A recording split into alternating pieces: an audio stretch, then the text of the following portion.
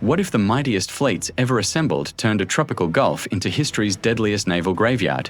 Picture colossal armadas dueling across vast seas, where one cunning feint could doom entire empires. But how did this oceanic apocalypse erupt? And who would survive the storm of steel? It all ignited in October 1944. General Douglas MacArthur's famous vow to return to the Philippines sparked the Leyte invasion. This wasn't just a small landing party. It was a staggering force of over 700 Allied ships and 200,000 troops storming the beaches to reclaim the archipelago from Japanese grasp. But why this massive thrust? The goal was to sever Japan's vital supply lines from Southeast Asia and liberate a key ally, setting the stage for the eventual fall of Tokyo. Facing this overwhelming invasion, the Imperial Japanese Navy grew desperate. They decided to risk everything on a final, decisive operation codenamed Shogo, or Victory Operation. The plan was complex, ambitious, and utterly audacious: to hurl everything they had left at the American invaders and annihilate them completely. 3 separate fleets, the Center, Southern, and Northern forces, were ordered to converge on Leyte Gulf from different directions, hoping to trap and crush the American landing force. As American troops hit the beaches of Leyte, the surrounding seas began to boil. But what if a ghost fleet could lure the hunters away, leaving the prey completely exposed? This is exactly what the Japanese planned.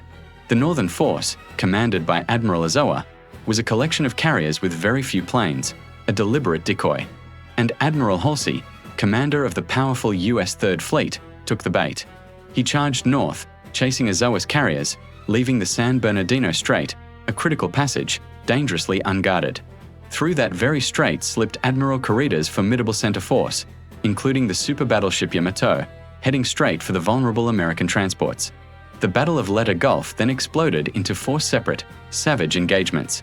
The first was in the Cebuyan Sea. Here, American carrier planes found Kurida's center force and unleashed hell. Wave after wave of aircraft relentlessly pounded the Japanese ships. The super battleship Musashi, sister ship to the Yamato, became the focus of their fury. She absorbed an unbelievable 19 torpedoes and nearly as many bomb hits before finally capsizing and sinking into a watery inferno. It was a brutal display of air power that defied imagination. Meanwhile, to the south, the Battle of Surigao Strait was unfolding under the cover of darkness. This would be the last time in history that battleships would face each other in a line of battle. A group of old American battleships, many of them survivors of Pearl Harbor, lay in wait for Nishimura's southern force. As the Japanese ships sailed into the narrow strait, the Americans executed a classic naval maneuver, crossing the T. They unleashed a devastating barrage of gunfire that lit up the night like apocalyptic fireworks, utterly annihilating the advancing Japanese fleet. Off the coast of Samar, a small, outgunned group of American escort carriers and destroyers, known as Taffy 3, suddenly found themselves face-to-face with Kurida's massive center force. It was a true David versus Goliath showdown. The tiny American ships, never meant for a surface battle, charged headfirst into the guns of the Yamato. Their destroyers launched desperate torpedo runs and laid smoke screens while their planes, armed with whatever they had left, strafed the bridges of the Japanese Titans. In a stunning turn of events, the sheer ferocity of their defense made Kurita believe he was facing a much larger fleet. In a moment of disbelief, he turned his ships around and retreated. By 1945, the wider campaign for the Philippines ground on. The battle for Manila was a brutal, month-long struggle that reduced the city to rubble.